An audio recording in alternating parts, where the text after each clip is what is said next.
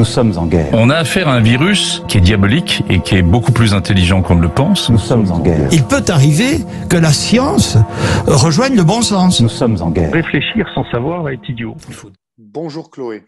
Bonjour Sébastien.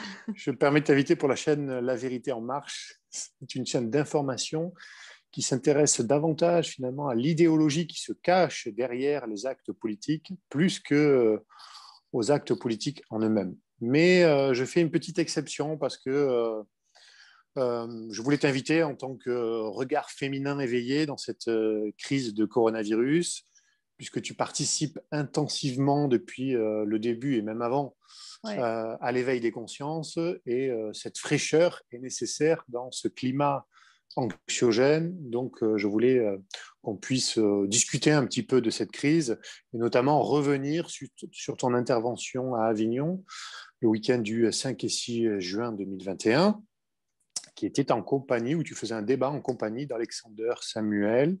Il y avait également, il me semble, le directeur de Nexus du magazine, Marc Daou, et un modérateur qui était un certain Patrick, si je dis pas de bêtises, c'est ça ? Je crois, mais il ne faudrait pas qu'on se trompe, sinon il va se vexer. Je ne sais plus. Excuse-nous, Patrick, ou quiconque que tu sois, je me souviens plus. Désolé, Patrick. Aïe, aïe, aïe. Ouais, c'était il y a longtemps maintenant. Ça fait bientôt 10 jours, enfin, ça fait 8 jours que je suis intervenue. Puis depuis, comme d'habitude, il s'est passé des tonnes de trucs, dont le G7, l'info en question, les mails de Fauci et la votation du 13 juin en Suisse, hier. La grande, grande déception. On en parlera peut-être à la fin. Exactement. Ouais. Ah oui, puis aussi… On pourra l'intégrer effectivement dans cet échange, puisque finalement… Ouais. Je voulais juste parler de du petit rassemblement de Puyi de samedi. On était devant la buvette de Jean-Pierre et Jennifer avec Richard Boutry. Et on a justement parlé de cette votation du lendemain. Et on était un petit comité, c'était très sympa aussi. Très bien, très sympa. C'est parfait, on va pouvoir même aborder ces sujets en les glissant dans notre sujet plus global qui est finalement la crise du coronavirus, bien sûr. Donc finalement, la santé, puisque tu as abordé toi le sujet de la santé, comment et surtout finalement il faut se prémunir finalement de ce climat et comment arriver à harmoniser un petit peu ces énergies, ces pensées et finalement tout son être, on va dire, dans cette crise qui, je vais oser le dire, est cousue de fil blanc. Au moins, tu donnes le ton. Donc, c'est la vérité avant En Marche. Voilà. Je crois qu'il y a une petite préférence dans ta dénomination, du coup. Voilà, c'est un peu ça l'idée.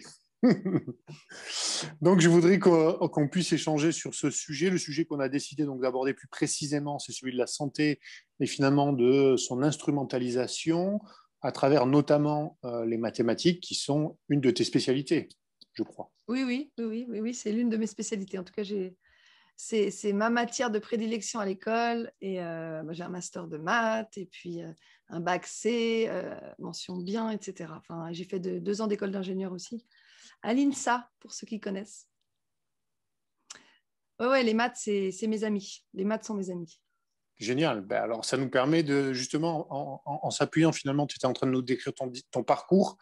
Avant de rentrer dans le vif du sujet, j'aimerais bien qu'on puisse, ou que tu puisses nous rappeler finalement ce qui a marqué ton engagement, ton éveil, c'est-à-dire ton changement de paradigme et ce qui a conduit finalement à cet engagement pour l'intérêt général, pour l'humanité plus largement, c'est-à-dire cette dimension humaniste qu'on sent qui résonne en toi et qui est aussi marquée dans ton Instagram, si je ne fais pas d'erreur, en action pour un monde à l'endroit. Donc, je pense que c'est une phrase qui résume bien finalement ton état d'esprit. Ouais. Le monde est à l'envers, ça veut dire ?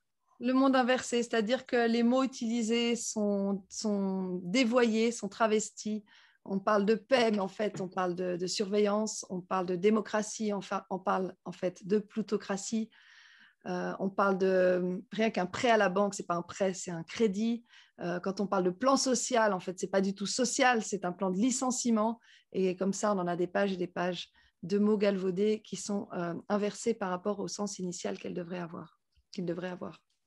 Donc effectivement, j'aime ce qui est juste et ce qui est droit, et ce qui est vrai et ce qui est vérifiable. Et les maths m'aident beaucoup là-dedans. En fait, c'est mon esprit cartésien au départ et ma soif de vérité qui m'ont fait aller vers les maths, je pense. Au-delà de l'aspect ludique, parce que c'est vrai que pour moi, les maths, c'est tout d'abord un jeu de logique qui est, une fois qu'on comprend les règles, c'est assez facile. Bon, après, évidemment, tout le monde n'a pas le même rapport aux maths que moi. Je connais plein de gens qui ont des traumatismes assez, ancrés par rapport à cette matière-là. Mais je pense, ou je me plais à croire en tout cas que ces personnes-là n'ont peut-être pas eu la bonne personne en face d'eux, le bon enseignant qui a pu les faire entrer dans ce langage, en fait, parce que les maths, c'est aussi un langage, c'est une autre façon de communiquer, une autre façon de démontrer les choses avec ses propres caractères, ses propres signes et ses propres règles. Et ce qui a fait que ma conscience s'est ouverte, c'est la succession de plein de choses. Moi, j'ai fait beaucoup d'études dans ma vie. J'ai fait 13 années après le bac et j'ai toujours aimé l'école. Et après avoir fait l'école hôtelière de Lausanne et avoir travaillé dans l'hôtellerie comme gérante, comme chef du personnel, comme administratrice, voilà, j'ai eu pas mal de postes et aussi j'ai bossé un petit peu au Club Med avec les enfants. Je me suis mariée. Avec un garçon pervers narcissique de son état qui m'a donné le vrai choc nécessaire, une bonne étape dans ma vie qui a été très douloureuse bien sûr, mais qui m'a permis de changer de métier, de me reconvertir dans les maths. Donc j'ai repris l'université à partir de zéro et j'ai fait un master, ce qui m'a conduit ensuite au métier de prof de maths. Et en fait, au niveau j'allais dire challenging, au niveau stimulation intellectuelle, ça me convenait vraiment beaucoup plus que l'hôtellerie. Et ça m'a permis aussi de désapprendre pour réapprendre les mathématiques, puisque en bon élève que j'étais, je ne faisais que répéter les démarches et les processus inculqués par les enseignants qui me disaient pour analyser une fonction, il faut faire le tableau des signes avec les dérivés, etc. Et je faisais mécaniquement les étapes qui m'étaient demandées, mais sans jamais vraiment comprendre ce que je faisais. Donc, j'ai dû désapprendre tout ça, revenir au basique. Qu'est-ce que c'est qu'une puissance? Qu'est-ce que c'est qu'un exposant? Qu'est-ce que c'est qu'un nombre négatif? Comment ça se fait que moins par moins, ça fait plus, etc. Et une fois que j'ai réussi à désapprendre tout ça et à comprendre par moi-même comment y revenir, j'ai pu l'enseigner de façon un petit peu plus consciente, justement, à mes élèves. Et une fois que j'ai terminé mes études de maths et que je me suis lancée dans l'enseignement, après aussi 2 ans de formation pédagogique, qui, au passage, ne forme pas du tout à la pédagogie, mais forme plutôt à l'apprentissage du formatage, eh bien, j'ai eu un tout petit peu de temps libre, puisque, oui, pendant mes études, je travaillais aussi comme caissière dans un supermarché, donc j'avais vraiment zéro moment pour réfléchir. Et après ça, je me suis engagée dans la politique, mais pas la politique politicienne, la politique citoyenne avec un mouvement qui s'appelait le MVRC, Mouvement vers la Révolution citoyenne. Et c'est là que j'ai découvert que, par exemple, à Genève, se déroulaient des traités, des mises en prison illégitimes de personnes qui dérangeaient manifestement le gouvernement. Et le traité de TISA, par exemple, fait partie des traités qui étaient négociés en secret à Genève, traité de libre-échange qui concerne les services et 50 pays dans le monde, qui a été d'ailleurs suspendu depuis l'élection de Trump. Bref, je suis entrée par cette porte-là dans la politique et ce que j'ai découvert m'a fait froid dans le dos, mais en même temps m'a donné envie d'en savoir plus, a attisé ma curiosité. Et donc, depuis 2012, je tire le fil de la pelote et j'arrête pas de découvrir des conflits d'intérêts, des mensonges, des manipulations. Et comme je n'ai pas ma langue dans ma poche, comme je pense que tu as pu le remarquer, j'aime bien en faire profiter le monde entier. C'est un petit peu mon côté prof, ça. J'ai besoin d'enseigner les choses. Une fois que j'ai l'info, je ne peux pas la garder pour moi. Donc, ne me confiez jamais un secret. Hein. Ça, c'est vraiment un conseil que je vous donne. Parce que même si je vous dis que je ne le dirai pas, il se peut que j'oublie de mon engagement et que je le dise malgré tout. Voilà.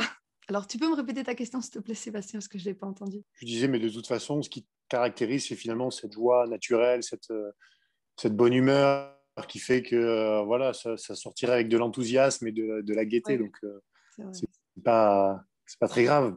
Puis, on est dans un monde, justement, à une période, plutôt, on devrait dire, où il n'y a plus lieu d'avoir des secrets. Je veux dire, je pense qu'il y en a eu beaucoup trop. et c'est peut-être ça justement qui est celui de la santé.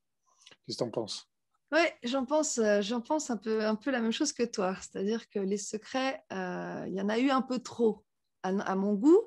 Alors, s'il s'agissait de secrets de personnes privées, ça ne me dérangerait pas. Mais quand il s'agit de la vie publique et des conséquences sur la population, sur les humains, et que ces secrets sont le fait de personnes qui sont censées gérer notre société et prendre soin de l'intérêt général et de nous, là, effectivement, ça me dérange un peu plus, d'autant plus que ces secrets ne sont pas en faveur de l'intérêt général.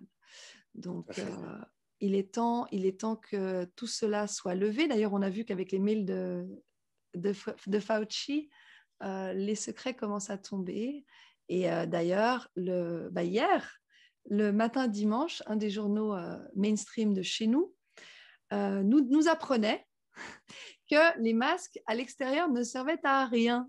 Alors, ce n'est pas comme si on ne le savait pas, mais disons que maintenant, c'est une information officielle. Et donc, le masque à l'extérieur, à Genève en tout cas, s'arrêtera à partir du 28 juin. Et je crois que c'est pour toute la Suisse, mais à vérifier. C'est probablement une information qu'ils ont puisée chez le terrain, comme ils disent, des complotistes. Voilà. Parce que finalement, ceux qui traitent de complotistes, c'est ceux qui ont raison un peu trop tôt. Avant les autres, oui, c'est ça. C'est comme l'histoire du virus fabriqué par le laboratoire P4 ou l'histoire du certificat sanitaire, du passeport vaccinal, autrefois qualifié de complotiste, qui du coup se transforme en passe sanitaire et qui là devient une vérité. Donc, c'est la magie de...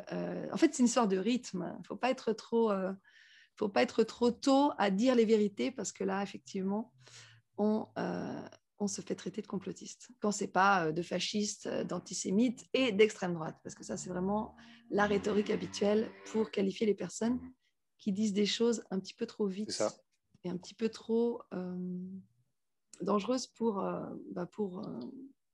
les institutions qui veulent nous refourguer des injections expérimentales, par exemple. Pour revenir un petit peu à ce thème de la santé, et ça suit ce qu'on est en train de dire là, en ce moment, l'opposition qu'il y avait principalement, on ne va pas rentrer dans la technique, mais l'opposition qu'il y avait principalement, c'était ton débatteur, Alexander Samuel, a mené des informations dites plutôt mainstream, et toi, tu y as mené, en contradiction, des informations non mainstream, c'est-à-dire de personnes qui ont aussi des niveaux de qualification très importants, qui ont déclaré des choses très importantes par rapport à leurs découvertes, à leurs recherches, et qui ont souvent été finalement bannis, maltraités par le système. Finalement, le bon sens est plus souvent du côté du plus faible, plutôt en matière de santé, puisqu'on est en matière de santé, plutôt que finalement du côté du pouvoir. Alors, il y a deux choses qui me font rebondir dans ce que tu viens de dire. On va commencer par la fin. Du côté du plus faible, ça dépend ce qu'on entend par plus faible. Est-ce que le plus faible, c'est celui qui est décrié par les médias mainstream? Moi, je n'estime pas que ce soit une faiblesse. Au contraire, c'est souvent d'ailleurs les personnes les plus qualifiées qui sont le plus maltraitées par nos médias. Didier Raoult, Yves Fouché, Christian Perron, pour ne citer qu'eux, sont des pontes dans leur spécialité. Face à des Martin Blachier qui n'a jamais exercé en médecine ou à des Karine Lacombe qui sont sur les plateaux à longueur de téléjournal. Bref, ça c'est la première chose. La deuxième chose, c'est que je m'appuie pas du tout exclusivement sur des personnes qui donnent des infos, mais sur les sources.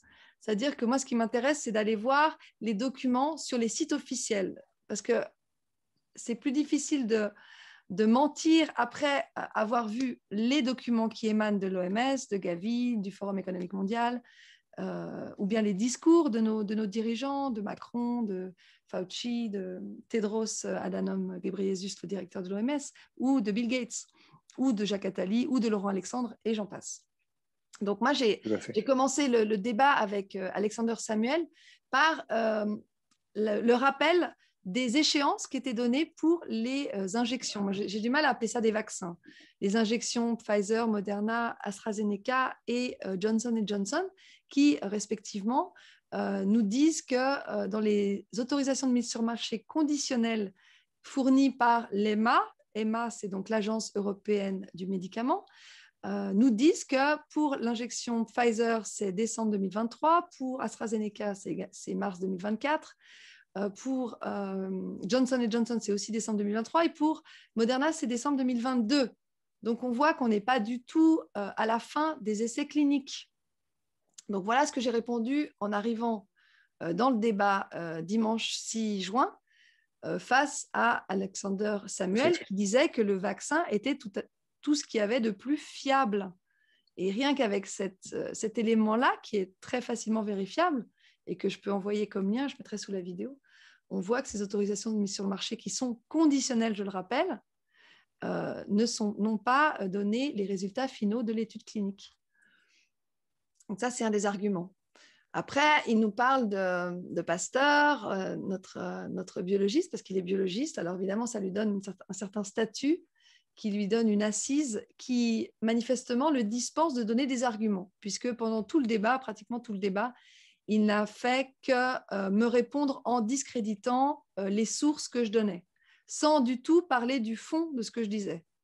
Par exemple, quand j'ai parlé de Karim Ulysse et du test PCR, ou plutôt de la PCR, parce qu'à l'époque, ce n'était pas un test, mais c'était une méthode d'identification de morceaux d'ADN, quand je parle donc de Karim Ulysse, qu'il a dit lui-même que cette méthode ne servait pas à tester la présence d'un virus, mais seulement d'une portion d'ADN, mort ou vivant, eh bien, notre Alexander répond que Karim Ulysse a parlé des extraterrestres, je ne sais plus quoi, mais sans parler du fond de ce qu'est ce test. J'ai également parlé du fait que c'est Christian Drosten et toute son équipe, dont Olfer Lang, je crois, qui a un laboratoire type Morbiol, qui fabriquait des tests, d'ailleurs. Donc, c'est l'article de Christian Drosten sur le test PCR a été diffusé le 23 janvier 2020 et l'OMS a commencé à en parler avant la diffusion de l'article le 13 janvier. Donc, c'est des anachronismes qui prêtent à confusion, qui prêtent à questionnement, en fait. Parce que je me dis, comment on a pu parler d'un article qui n'existait pas encore et qui n'a pas fait ses preuves avec l'inventeur de la méthode qui dit lui-même que cette méthode ne sert pas à tester des infections ou des virus. Donc voilà, et c'était sans cesse des contre-arguments, enfin des réponses de sa part qui cherchaient à discréditer ce que je disais ou ma qualification de mathématicienne et non de biologiste. Enfin, c'était dommage parce que du coup, le débat aurait pu être intéressant avec des arguments et des contre-arguments, mais ça n'a pas été le cas. Donc, je trouve qu'il n'a pas donné de... Non, ça n'a pas été le cas, effectivement. Il n'a pas nourri le débat côté vaccination, côté mainstream, côté OMS. Et voilà. Je trouve dommage intellectuellement. Après, évidemment que... du coup, je n'ai pas remis en question ma vision, mon analyse des choses du mensonge Covid. Et j'aurais aimé le remettre en question, parce que j'aime bien réévaluer régulièrement ce que je lis, ce que je vois, ce que je conclus. Donc, bon, ça sera pour une prochaine fois. C'est ce qui caractérise, j'ai envie de dire, finalement, les lanceurs d'alerte honnêtes. Ils lancent une alerte, mais ils sont tout à fait prêts à reconnaître objectivement leurs erreurs s'il y a, mais parce qu'il y a cette volonté, finalement, de chercher la vérité de bonne foi. C'est ça. Ce qui n'est pas finalement, on va dire, les arguments des adversaires, qui sont pas toujours dans la bonne foi, on va dire. Disons que leur but, c'est peut-être plus d'avoir raison. Nous, c'est plus de trouver la vérité. On a juste une mission, un objectif différent. Tout à fait. Chose qui n'est pas facile, mais bon, on va la toucher du doigt. C'est ça. On a des indices. Et il y a quelque chose qui est étonnant, finalement, qui n'a pas... On a de gros indices. Je disais, oui, il y a une chose étonnante qui n'a pas été soulignée, finalement, par ce professeur, professeur en biologie, on va dire. C'était, par exemple, l'aspect de la propagande vaccinale importante.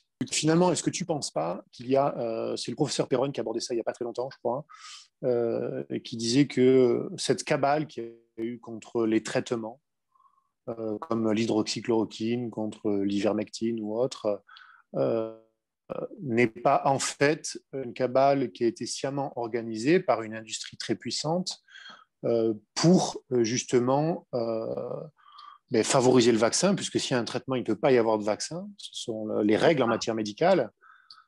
Est-ce que finalement, c'est pas toute cette propagande vaccinale qu'il y a derrière, c'est pas finalement pour pouvoir vendre toujours plus finalement, puisqu'on est plus dans un système de santé business que dans un système de santé bien-être?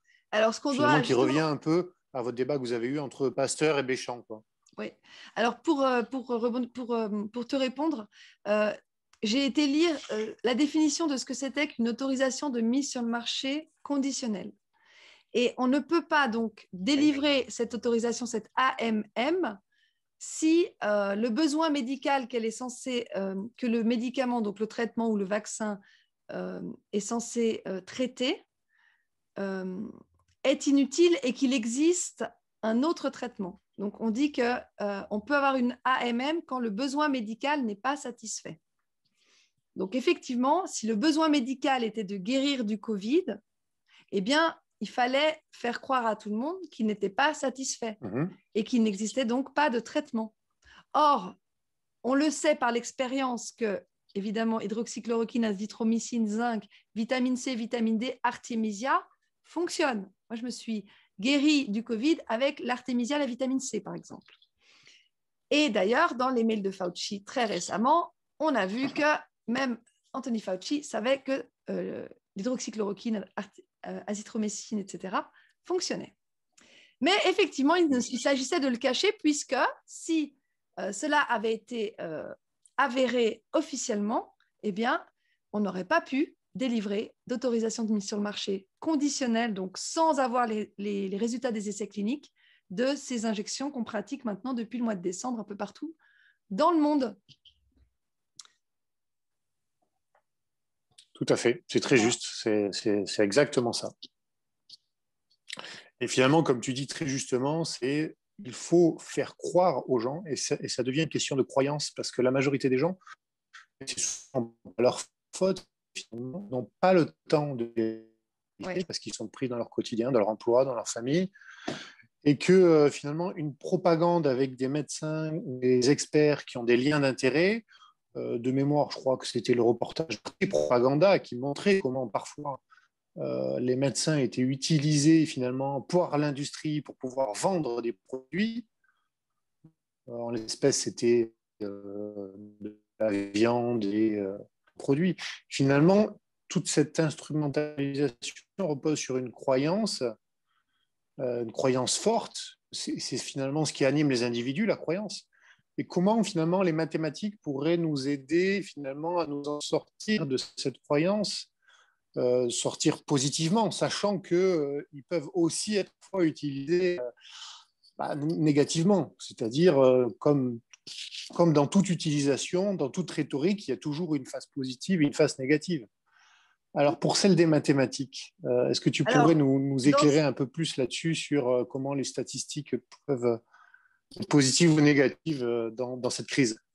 Dans ce qui nous occupe, les mathématiques qui sont utilisées sont vraiment du niveau 4e, 3e du collège. C'est des pourcentages, c'est des divisions, c'est des moyennes, c'est des médianes, et c'est des nombres, naturels, c'est-à-dire des nombres positifs. Il n'y a rien de très compliqué. Il n'y a pas d'écart type, il n'y a pas de variance, il n'y a pas d'espérance, il n'y a pas d'études multivariées de corrélation entre, par exemple, le nombre de morts et les comorbidités, ou corrélé également avec peut-être l'âge des personnes ou avec les traitements qu'ils ont pris. On pourrait faire des analyses multivariées avec des nuages de points qui seraient beaucoup plus représentatifs du phénomène. Mais on se contente, en tout cas les sites officiels se contentent de nous donner le nombre de cas. Alors c'est toujours ce qui apparaît en premier, c'est le nombre de cas, en sachant qu'un cas, c'est juste un test positif. Et comme le postulat de départ qui est de dire que le test PCR est fiable à 100%, ce postulat n'est pas vrai. Donc, on base déjà notre raisonnement mathématique sur un socle en sable.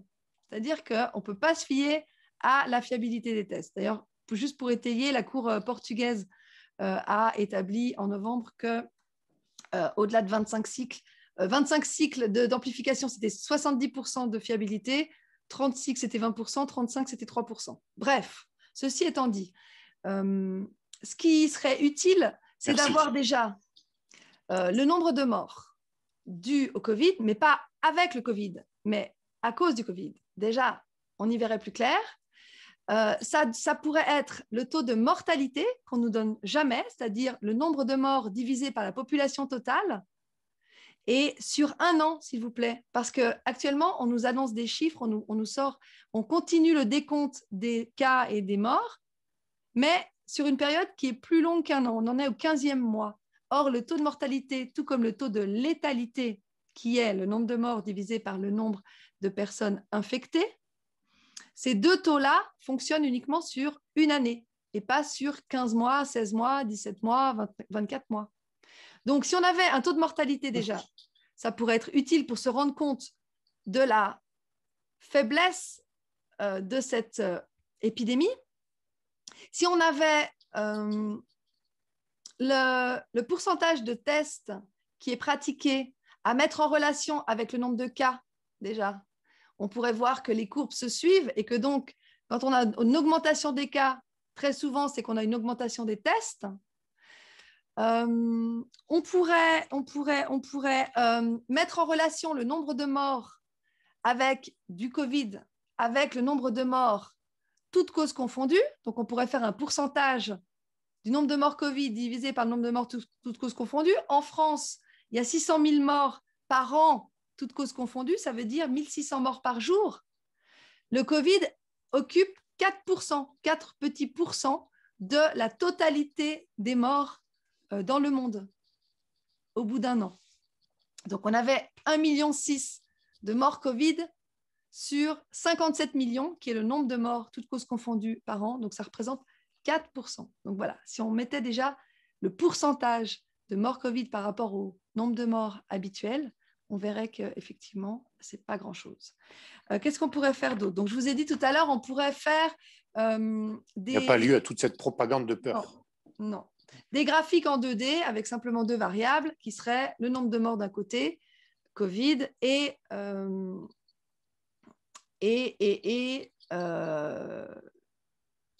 nombre de personnes qui ont des comorbidités, par exemple. Ou le nombre de morts Covid avec les âges, avec des diagrammes en bâton pour, par exemple, chaque semaine. Et on verrait qu'effectivement, tous les morts Covid se situent à la fin de la pyramide des âges, à partir de 70 ans et surtout 85 ans. Mais ça, c'est des petits outils, des petites formules mathématiques qui sont vraiment toutes simples. Hein. Là, on nous parle du taux d'incidence. Le taux d'incidence, je ne sais pas si quelqu'un a compris ce que c'était. Moi, j'ai été regarder parce que c'est tellement flou, comme ils nous le décrivent comme un indice, un indicateur, l'indicateur des indicateurs concernant le Covid. Et en fait, c'est le nombre de nouveaux malades sur un nombre de personnes, une population déterminée. Par exemple, je ne sais pas, à Genève, par exemple, on a 300 000 habitants. On pourrait dire qu'il y a 10 malades divisé par 300 000 fois 100 000. Et ça te donne le nombre de malades dans une certaine proportion de population par 100 000 habitants. Donc évidemment, quand on te dit en France, il y a 393, un taux d'incidence de 393, tu dis, ah ouais, quand même, 393. Sauf que ça veut dire 393 personnes qui ont eu un test positif, qui testent, je rappelle, la papaye, les chèvres, les oiseaux, hein, comme en Tanzanie, positifs, et le Coca-Cola aussi, sur 100 000 personnes. Donc tout de suite, ça temporise. Parce qu'en fait, le nombre, il est tellement bas que ce n'est même pas 1% de la population. Ça fait 0,393%. Ça veut dire qu'il y a un tiers de personnes pour 100 habitants qui a un test positif, par exemple, en ce moment, en France. Donc, il n'y a même pas besoin de faire des statistiques poussées pour se rendre compte que l'épidémie, elle est très faible. Elle est très, très faible. Et qu'elle ne nécessite pas toutes ces mesures liberticides, toutes ces restrictions, ces masques, ces tests, ces confinements, ces couvre-feux, ces fermetures de boîtes de nuit, ces restaurants qui ont appliqué à la lettre toutes les consignes et qui ont été punis comme s'ils avaient fait quelque chose de mal, qui maintenant commencent à réouvrir à l'intérieur. Enfin, voilà, c'est le monde inversé. C'est le monde inversé que j'aimerais bien remettre à l'endroit, contribuer à remettre à l'endroit. Et c'est exactement ça, finalement. On voit, comme tu dis très justement, qu'on vit dans un monde inversé, que les statistiques ou on va dire, tous les mathématiques de niveau, entre guillemets, comme tu disais, collège, lycée, sont exploités, finalement, dans une gestion de crise qui tend à simplement créer la peur. Créer la peur chez les individus pour pouvoir leur imposer ces fameuses restrictions de manière légale, en justifiant finalement la sécurité au lieu de la liberté. Donc mettre en avant la sécurité. La sécurité, voilà. Moi, tu sais quoi, j'aime bien finir les phrases. Quand tu dis la sécurité sécurité de qui? La sécurité de quoi? Est-ce que c'est notre sécurité en tant que citoyen? Est-ce que c'est la sécurité des banques et des institutions mondialistes? Est-ce que c'est la sécurité des dirigeants qui ont fait plein d'erreurs et qui ont l'immunité? La sécurité de qui? Est-ce que c'est la sécurité de notre santé? Est-ce que c'est mieux pour notre santé de mettre des substances inconnues avec de l'ARN messager dans nos muscles plutôt que de pouvoir respirer l'oxygène que l'univers nous produit? Donc moi, je veux bien qu'on parle de sécurité, mais moi, ma sécurité, c'est de rigoler, c'est d'être avec mes amis, c'est de respirer. C'est très juste ce que tu dis. D'être libre, c'est d'être joyeuse et d'être pleinement un être humain épanoui. C'est ça ma sécurité. Comme tu le soulignes justement, finalement, cette dimension sécuritaire, c'est évidemment pour protéger des intérêts financiers, entrepreneuriaux puissants, industriels, et pas du tout pour protéger l'intérêt des peuples, la liberté, la sécurité des peuples. Ça, c'est ce qu'ils nous vendent à travers un langage de sophistes, alors qu'en réalité, ils font exactement l'inverse. Il n'y aurait pas eu tant finalement de contradictions, d'irrationalité dans cette gestion de crise. Puis maintenant, tout le monde commence à sentir et à voir un petit peu que, n'ayons pas peur des mots, j'allais dire, que finalement, les comploteurs, ce n'est pas le peuple, hein. C'est ceux qui sont au pouvoir et qui ont peur de le perdre, le pouvoir. C'est ça, c'est ceux qui ont les moyens de le faire. Ça a toujours été comme ça dans l'histoire des pays, mais bien sûr. C'est ceux qui ont les moyens de le faire et un intérêt à le faire. Parce que nous, on n'a pas de pouvoir sur les autres. Donc, on ne peut pas, et on n'a aucun intérêt à comploter ou à mettre en place des stratégies, puisque de toute façon, notre impact sera minime. Tandis qu'un chef de gouvernement ou un chef d'une organisation comme l'OMS ou comme Gavi a beaucoup plus d'impact dans ses actions et dans ses stratégies. Donc là, il y a beaucoup plus d'intérêt à comploter. Puis après, c'est nous qu'on appelle les complotistes. Mais effectivement, toute cette mascarade a permis de légitimer le traçage, la surveillance de masse, sous prétexte de sécurité et de santé, bien sûr, et les expérimentations avec ces prétendus vaccins qui nous rend aimantés. Là, j'ai encore rencontré un médecin là, ce week-end qui a fait l'expérience avec des patients à lui qui venaient de se faire injecter. Ouais. Effectivement, les pièces de monnaie, les clés, le téléphone tiennent, et puis pas sur l'autre bras. Donc, c'est une expérience vécue hallucinant. En réel. Donc, je me demande quand même ce qu'il y a dans ces substances. Le problème, c'est qu'on ne peut pas savoir, puisqu'ils ont été malins, ils ont voté le secret des affaires, au moins en France, je veux dire. Ils ont voté le secret des affaires peu de temps avant. Oui. Donc, à partir du moment où tu as un brevet, tu as quelque chose, tu es protégé. Donc, c'est hyper pervers, c'est hyper pernicieux, finalement. Tout à fait. Donc, on ne va pas nous faire croire qu'avec tout ce qu'ils mettent dans tous les produits partout, soit alimentation ou autre, ils sont là pour notre santé, pour notre bien-être. Ça serait illusoire de le croire. Pour le coup, là. Mais disons, on peut le croire, mais et chez vous, ça se passe comment en Suisse? C'est pareil que chez vous. On peut le croire, mais la croyance, pour moi, n'est pas suffisante. On peut vérifier. Les additifs alimentaires, les colorants, le bleu, je ne sais plus comment il s'appelle, le bleu brillant, je crois, le E32 ou 33, 132 ou 133, enfin bon, c'est est hyper toxique. Le dioxyde de titane qu'on retrouve dans les M&M's, qui blanchit les produits, qu'on retrouve dans toutes les crèmes de beauté. J'avais vu il y a quelques années la composition d'une tranche de forêt noire à la Migros, pour ne pas citer de marque, qui contenait du talc, du talc. Et il y avait le petit nom de code, là, je ne sais plus quoi, puis j'avais regardé ce que c'était du talc. Donc voilà. Ah ouais, oh là Ils là. doivent faire beaucoup d'erreurs. À mon avis, ils doivent mélanger les flacons, ils doivent s'acheter des lunettes ou je ne sais pas quoi, mais il y a des fois des compositions un peu bizarres de ce qu'ils nous font acheter et de ce qu'ils nous font manger ou mettre sur la peau. C'est vrai. Il y a une célèbre entreprise suisse là, qui vient d'être épinglée, je crois. Enfin, entre guillemets, il y a un rapport qui est sorti qui dit que près de 70%, un petit peu moins, je crois, de ces produits ne sont pas qualifiables comme étant bons pour la santé. Alors, je vois pas. Elle fait du chocolat, elle fait du Nutella, elle fait du Nestlé. Exactement. C'est, je crois, la première entreprise. Là, j'avais regardé récemment à l'indice SMI, c'est un peu comme le CAC 40 en France. L'indice boursier suisse, je crois que c'est la première entreprise Nestlé qui est aussi financée par la Fondation Gates et par BlackRock, Vanguard, etc. Donc, toujours les mêmes fonds d'investissement et les mêmes personnes derrière. Et puis, il y avait petit écosystème. Hein. Le fameux, toujours les mêmes. Il y avait eu Yasmine Motargemi qui travaillait, qui était directrice de la sécurité alimentaire chez Nestlé et qui a dénoncé, qui a repéré que les biscuits pour bébés les étouffaient, provoquaient des étouffements. Donc, en bonne directrice alimentaire de Nestlé, elle l'a signalé à sa direction, qui lui a dit « ferme-la », en résumé, on n'a pas besoin de le savoir, et qui a commencé à la harceler, puis à la licencier. Et puis le procès est toujours en cours. Je crois qu'à la fin, Nestlé a été reconnu coupable, mais comme Christine Lagarde, rien à payer, pas de sanction.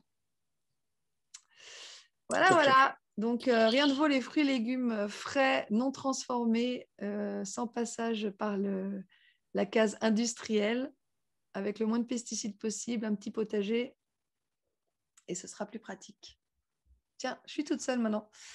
Après un petit bug, nous revoici partis dans cette vidéo.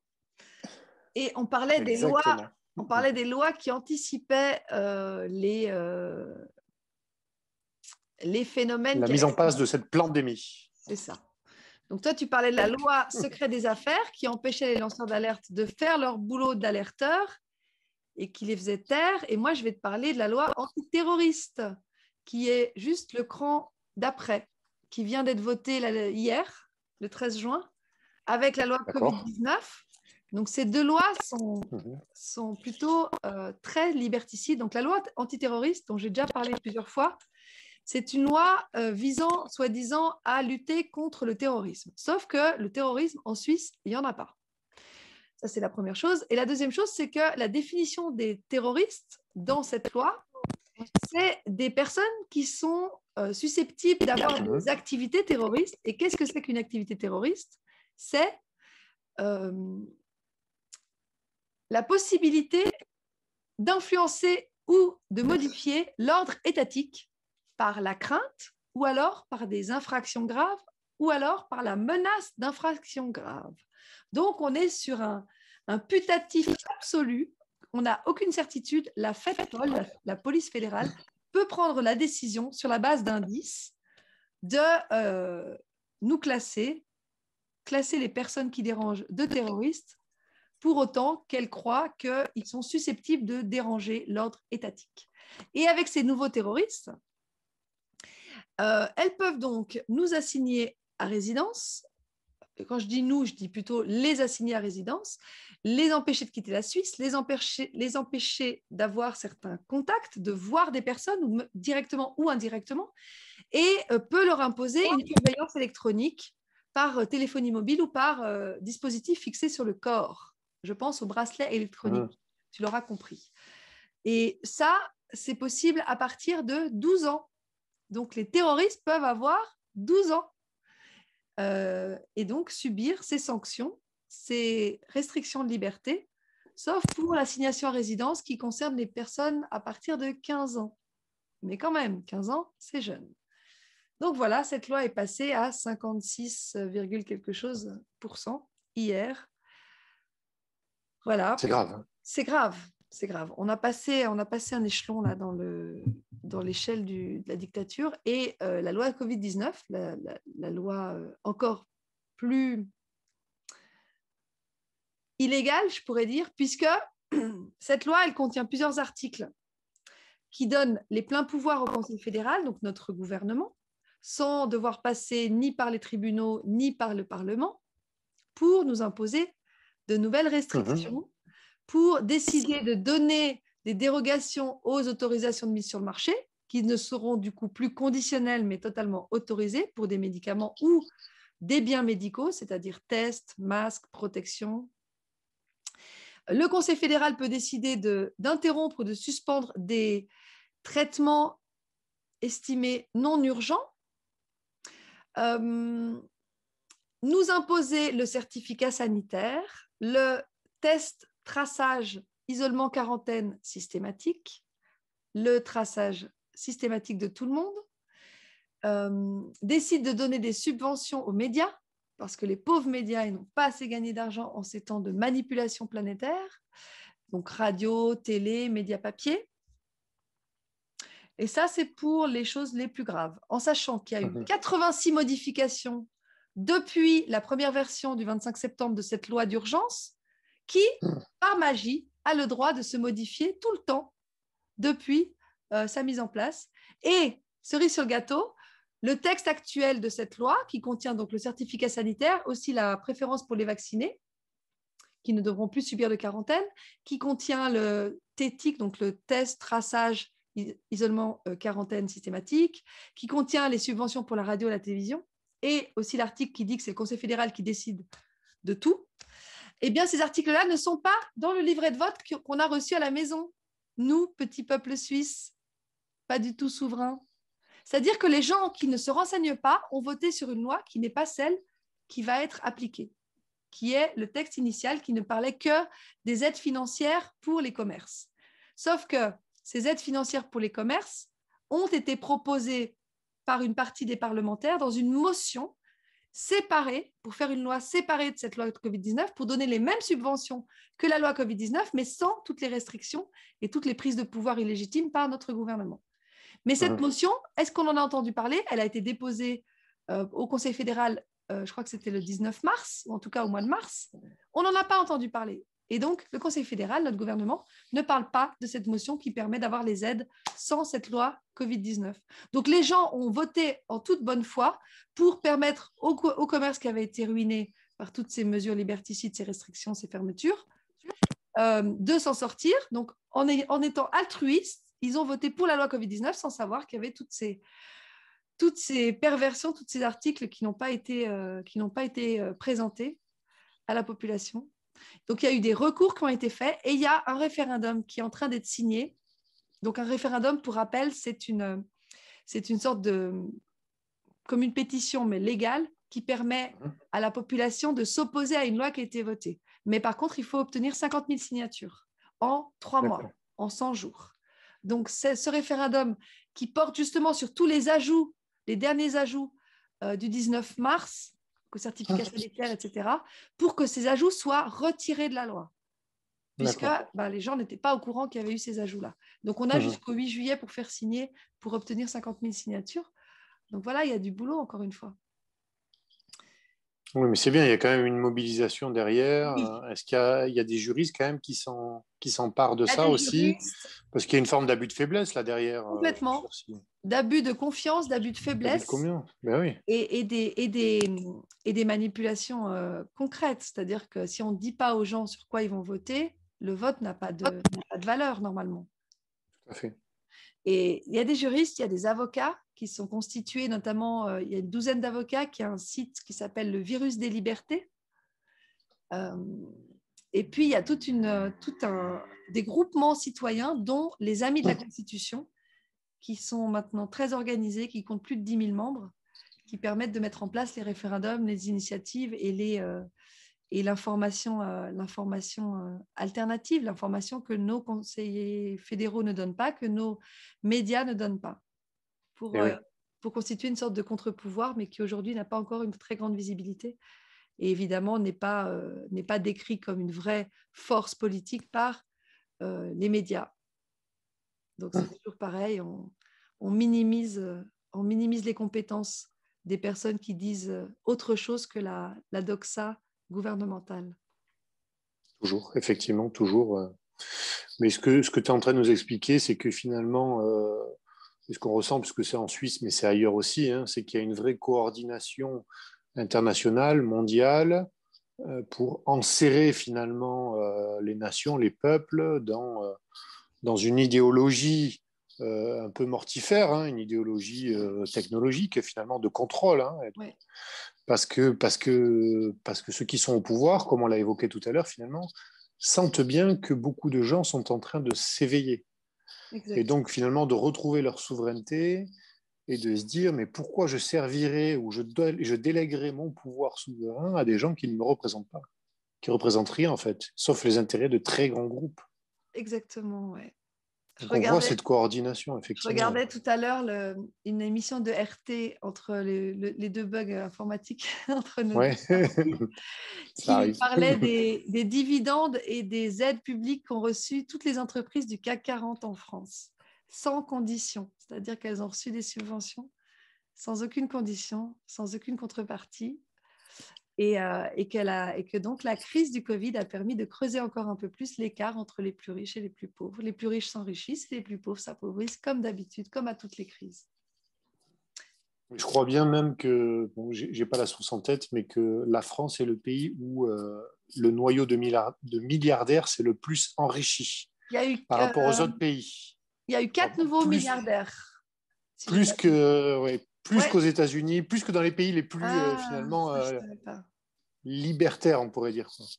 Ouais, libéraux. Libéraux plutôt que libertaires. Ouais, il y avait 39, ouais, tout à fait. Ouais, non, parce qu'ils ne sont pas très libertaires, je crois. 39 milliardaires, ils sont passés à 42, mais il y a Serge Dassault qui est mort entre-temps. Donc, ça nous en fait un de moins. Et notamment, il y a le patron de Moderna, Stéphane Bancel, qui est devenu milliardaire durant toute cette aventure.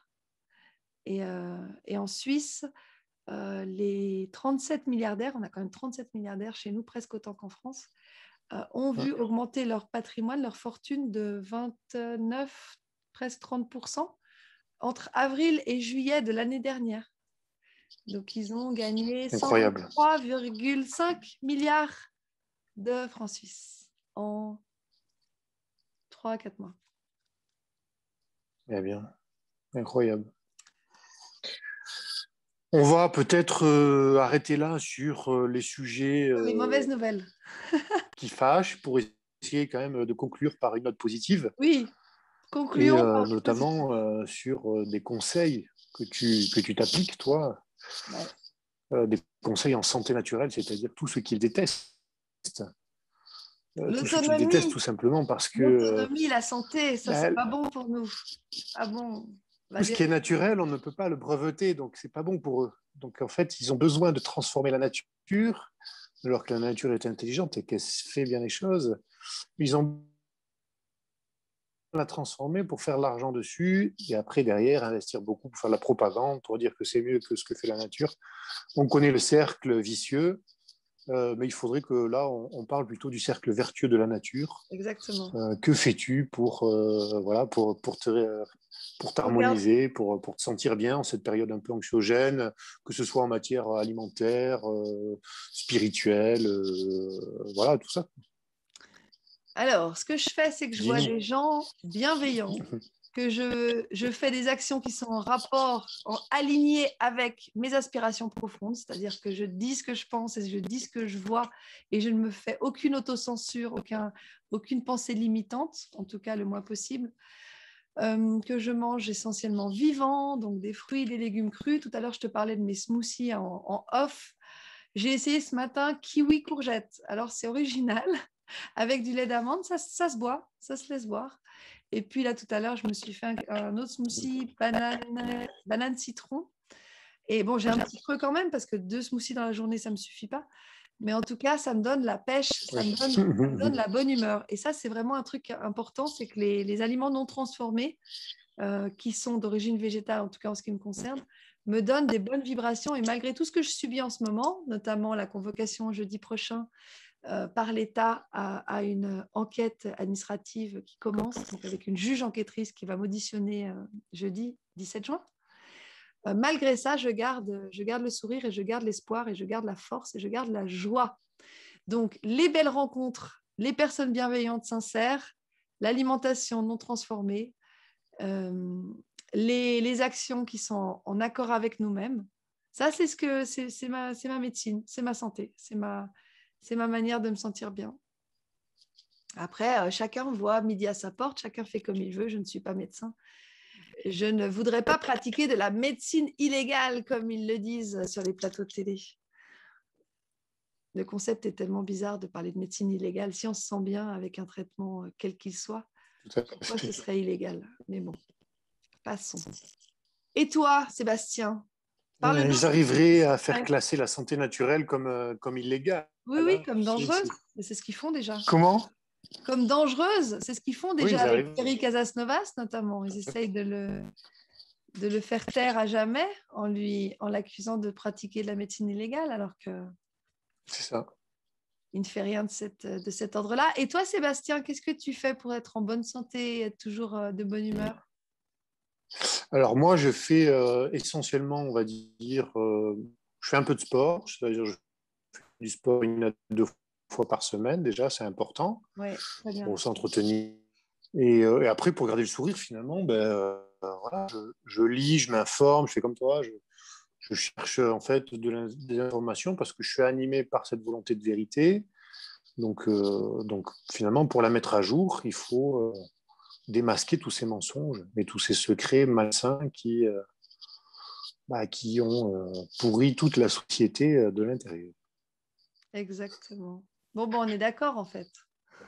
Des marches spirituelles, on est d'accord. Je pense sur le fond, on est d'accord. Sur les valeurs et sur ce qu'on veut amener à la société, on est tout à fait d'accord. Donc voilà, maintenant, c'est un combat de tous les jours. Oui.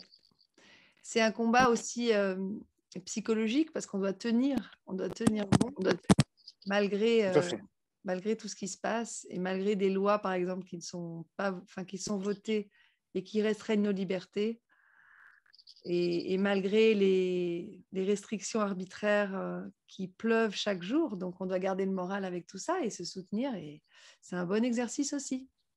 De rester un très bon exercice, effectivement. Rester centré, c'est très important. Oui. Sébastien, je crois qu'on arrête là. On vous souhaite. On arrête là. Je pense que c'est très bien. Je pense qu'on a fait une très bonne soirée parce qu'il est un peu tard. Nuit. On est un peu débordé sur notre horaire. Un petit peu. Une bonne nuit, exactement. Et puis à très bientôt. Et puis je te remercie beaucoup d'avoir accepté cette invitation. Et puis je te dis à très bientôt, au plaisir. Pour notre échange ou par là, on ne sait jamais. Ou en vrai, sur une manifestation, un rassemblement. Ou en vrai, sur une manifestation, exactement. Allez, bonne nuit, bonne soirée, à bientôt Sébastien. Allez, merci. À bientôt Chloé. Ciao, au revoir tout le monde. Ciao.